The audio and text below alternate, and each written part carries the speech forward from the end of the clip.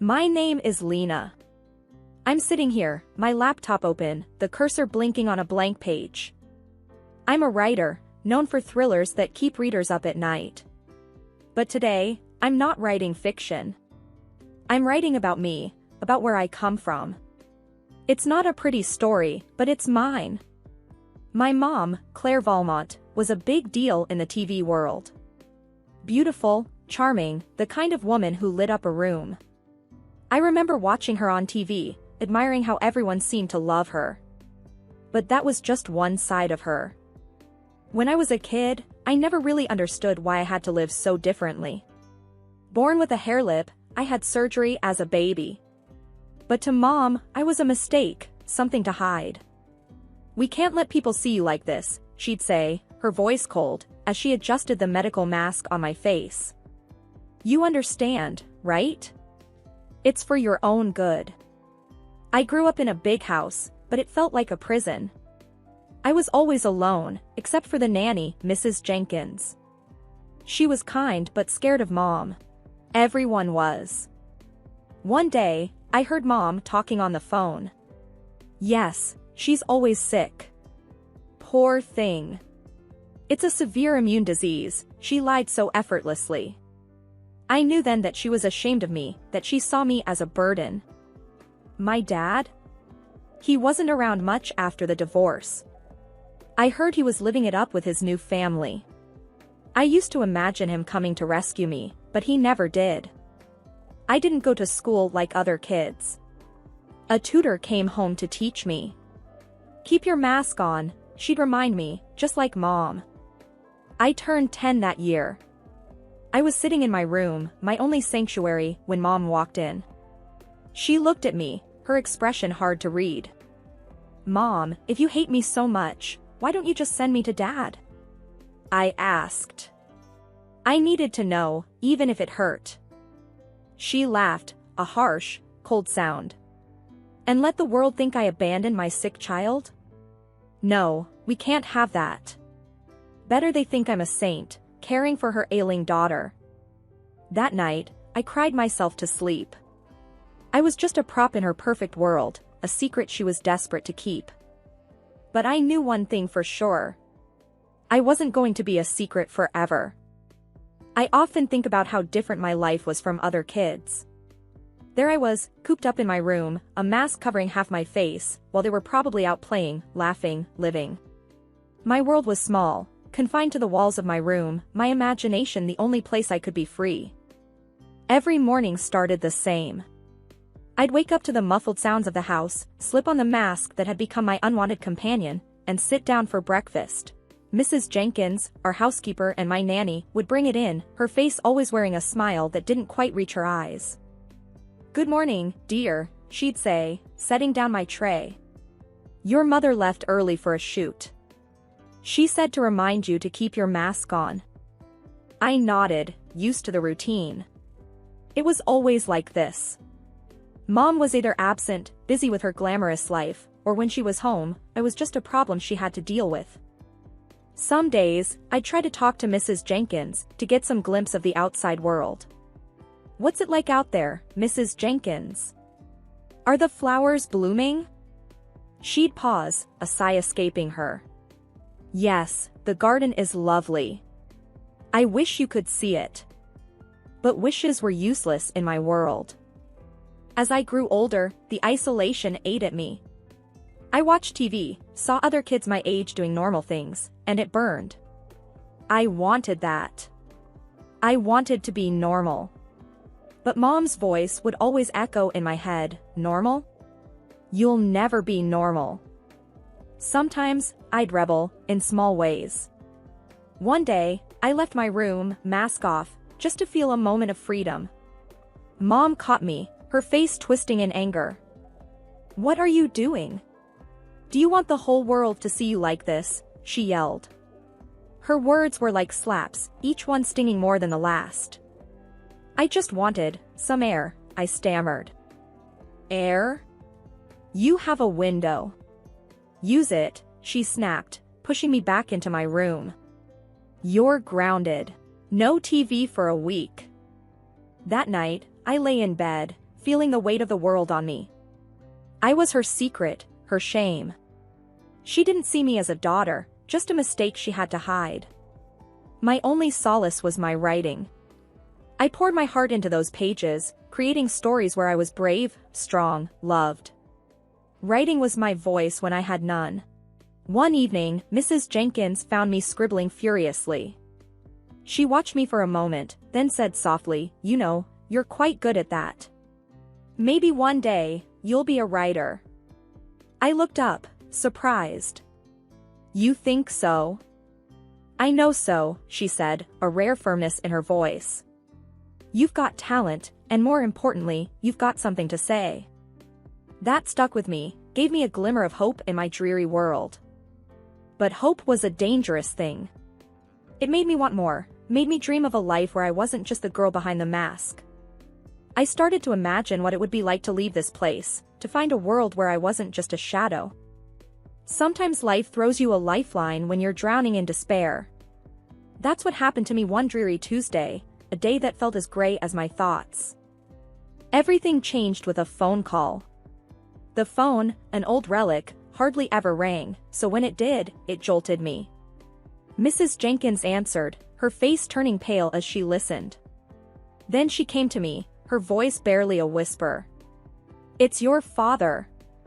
My father, the man who had become more a figment of my imagination than a real person over the years, was on the line. I felt a mix of excitement and fear gripping me as I took the phone. "Hey, Lena," his voice was unexpectedly warm. I saw your mother's show. She said you were dying." I closed my eyes, a wave of emotions washing over me. That show. I had watched it too, hidden away in my room. Mom, tears in her eyes, telling the world her daughter was on the brink of death. It was a performance worthy of an award. And it was all lies. "I'm not dying, Dad." "I'm right here," I said, my voice a mix of anger and relief. There was a pause on the other end, heavy with unspoken words. "I'm sorry, for everything. I want to make things right. How about you come live with me?" The offer was like a ray of sunlight in my dark world. Leave? Could I actually leave this house of lies and pretend love? "Yes," I said quickly, without a second thought. "I want to come." The days that followed were a whirlwind. My father came to get me, a man aged by time but still recognizable as the dad I remembered. Beside him was Linda, his new wife, her smile warm and inviting. "We're here for you," she said, her words simple but sincere. It felt like a promise. Mom watched from the doorway as I left, her expression unreadable. She didn't say a word, didn't try to stop me. I looked back once, hoping for something, a sign of regret maybe, but she had already turned away, retreating back into her perfect, false world. Living with Dad and Linda was like breathing fresh air after being underwater for too long. For the first time in forever, I didn't have to wear the mask. I could just be myself, though I was still figuring out who that was. One evening, as we sat around the dinner table, a concept still foreign to me, Linda asked, "What do you enjoy doing?" "You know, for fun." I hesitated, unaccustomed to anyone taking an interest in me. "I write," I said eventually. "Stories." "That's wonderful." Linda's eyes lit up. "You should share them with us sometime." In that moment, a seed of hope was planted in my heart. Maybe, just maybe, I could find a place in this new world, a world where I was more than just a secret to be hidden away.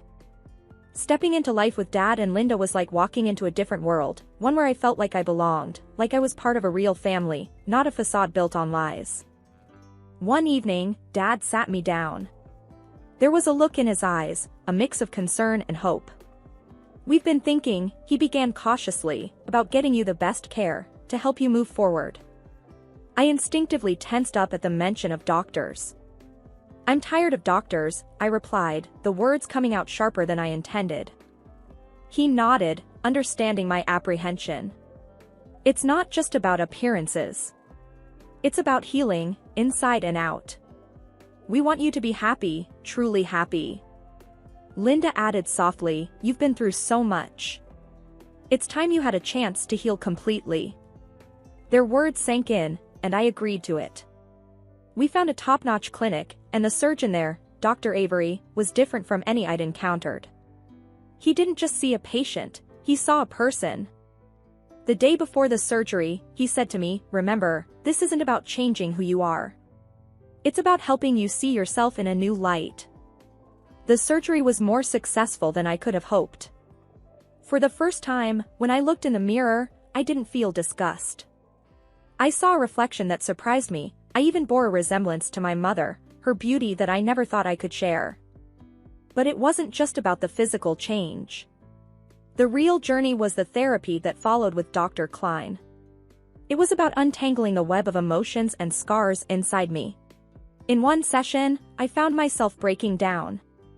"I'm just so angry," I confessed, tears streaming down my face.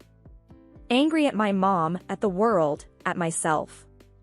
Dr. Klein handed me a tissue, her gaze steady. "It's okay to feel angry.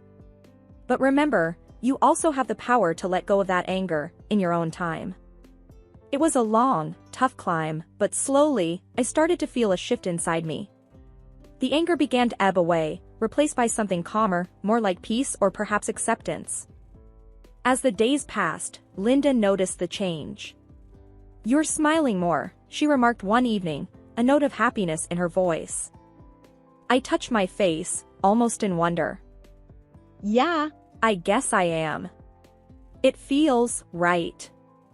For the first time in what felt like forever, I felt like the author of my own story. Not defined by my past, my scars, or my mother's shadow, but by my own strength and resilience. I started writing thrillers under a pseudonym, pouring every ounce of my tumultuous past into them. As I healed and grew, so did my stories. They became more mature, more gripping. By the time I was 28, I was a successful author, my books flying off the shelves. But despite my success, I always kept my true identity a closely guarded secret.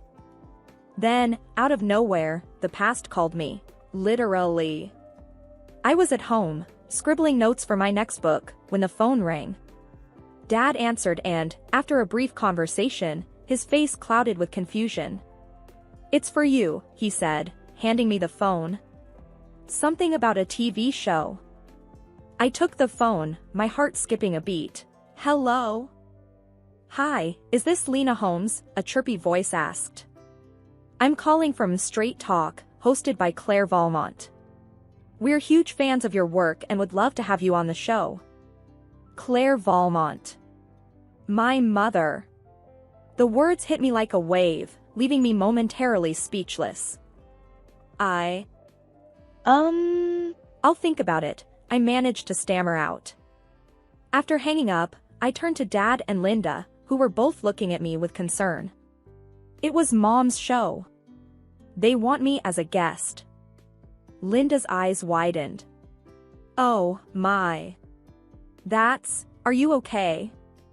I nodded, a plan slowly forming in my mind. "I'm more than okay. I think it's time to face her.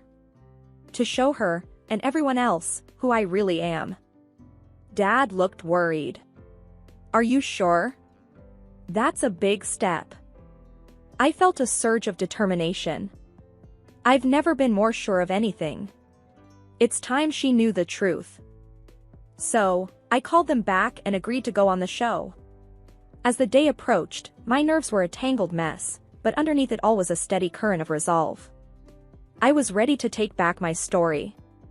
The day of the show, Linda hugged me tightly before I left. "You're brave and strong," she said, her voice full of pride. "Remember that, no matter what happens." The studio was a frenzy of activity, lights, and cameras everywhere. And there she was, Claire Valmont, as poised and charismatic as ever. She hadn't seen me yet. A producer approached me, all smiles. "Ready to meet Claire? She's excited to have the mysterious author of The Wolf Trap on her show." I nodded, feeling an odd sense of calm. "Yes, I'm ready." As I walked onto the set, my mother turned, her professional smile in place. Then her eyes met mine, and for a split second, I saw a flicker of uncertainty. "Welcome," she said, recovering quickly. "We're all eager to hear about your thrilling novels. Where do you find your inspiration?" I looked into the camera, then back at her. "Well, I began, my voice steady, let's just say my childhood was quite eventful." The air was thick with unspoken words, the tension palpable. This was it. My moment of truth. Sitting across from my mother on live TV, my heart was pounding, but my voice was calm. This was the moment I had been waiting for, the moment to confront the ghost of my past. "So," my mother started, her TV smile flawless, "your books have been a huge success. What's the secret to creating such spine-tingling stories?" I leaned forward slightly, my hands folded. "Truth is often stranger than fiction," I said, my voice even. "My books, they're drawn from real experiences, real pain." Her smile faltered for a second. "Real experiences? How intriguing. Can you give us an example?" I took a deep breath. "Well, let's start with a girl who was hidden away from the world because of her appearance. A girl who was told she was a burden, an embarrassment." The color drained from her face, her professional mask beginning to crack. I see.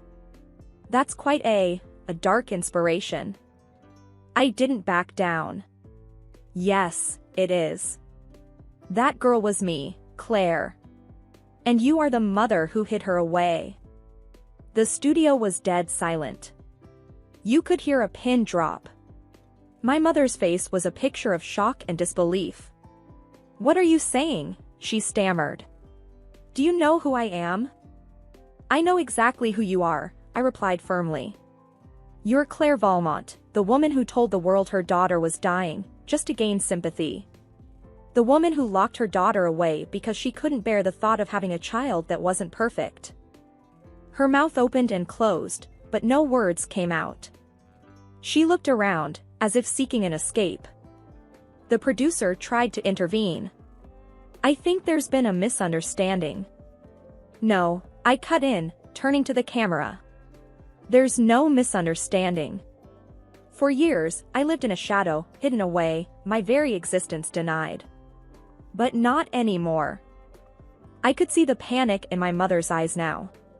She was losing control of the narrative, the perfect image she had crafted for herself. This is absurd," she finally managed to say, her voice trembling. "You're making this up.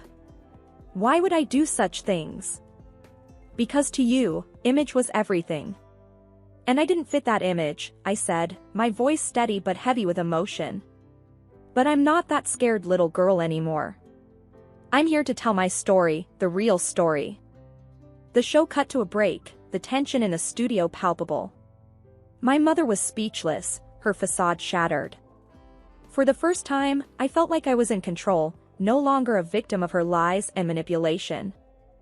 The aftermath of the TV show was like a storm that had been brewing for years, finally breaking. The media went into a frenzy. My phone was ringing off the hook, journalists clamoring for more of my story. And through it all, I felt a strange sense of relief.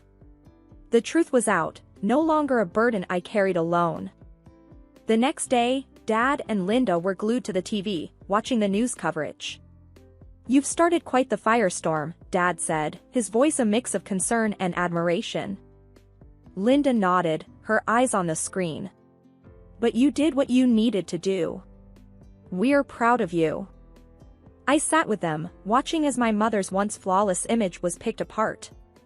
There were debates, discussions, people expressing shock and sympathy. Then, the phone rang. It was the TV network. I answered, bracing myself. "We've never seen a reaction like this," the voice on the other end said, a bit frantic. "Your mother, she's been suspended. The show's on hold." I let out a slow breath. "I see." After hanging up, I turned to Dad and Linda. "They've suspended her. The show's on hold." Dad shook his head. I never thought it would come to this.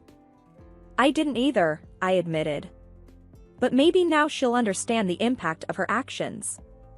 The days that followed were a whirlwind. My story was everywhere. People were talking, not just about the scandal, but about my books, my journey. I was invited to interviews, podcasts, book signings. It was overwhelming, but in a good way. One night, Linda sat down with me, a serious look on her face. "Are you okay with all of this, Lena? It's a lot to handle." I thought about it. I am. It's like I've finally taken control of my own narrative. And maybe, just maybe, it'll help someone else out there who's going through their own struggle.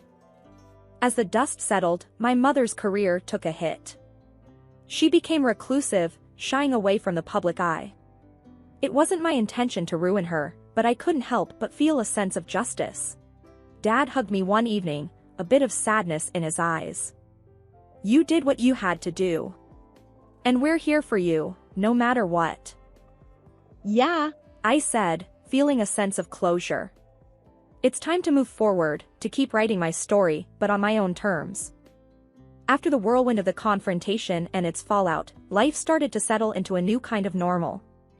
I was busier than ever, with book signings and interviews, but there was a sense of peace within me that I had never felt before. I was no longer hiding, no longer a secret. One evening, I was sitting on the porch with Dad and Linda, the sun setting in a blaze of colors. Dad broke the silence. "You know, Lena, I never imagined things turning out this way. But I'm glad they did. You've come so far." Linda nodded, taking my hand. "You're an inspiration, not just to us, but to so many out there." I smiled, feeling a warm glow in my heart. "Thanks. It feels good to finally be myself, to not be afraid of the truth." We talked about the future, about my next book. I was already working on it, pouring my newfound sense of self into the pages. It was more than just a thriller, it was a story of triumph, of overcoming the odds. The next day, I met with my editor, a no-nonsense woman who had always believed in me. "Your story, it's powerful," she said, her eyes scanning the manuscript. "It's going to resonate with a lot of people." I felt a surge of pride. I hope so. It's the most honest thing I've ever written. As the days passed, I found a new rhythm, a balance between my public persona and my personal life. I was still writing, still sharing my story, but I also took time for myself, for Dad and Linda, for the life we had built together. One afternoon, I sat down to write in my journal, a habit I had maintained since I was a child. It was a moment of reflection, of looking back and looking forward. I wrote about the journey, about the pain and the triumph, about the love and support I had found. I closed the journal, feeling a sense of contentment. My past was a part of me, but it didn't define me. I was more than the girl in the mask, more than the daughter of Claire Valmont. I was a writer, a survivor, a woman who had found her voice. As I looked out the window, I realized that this was just the beginning. There were more stories to tell, more chapters to write in my life. And I was ready for whatever came next.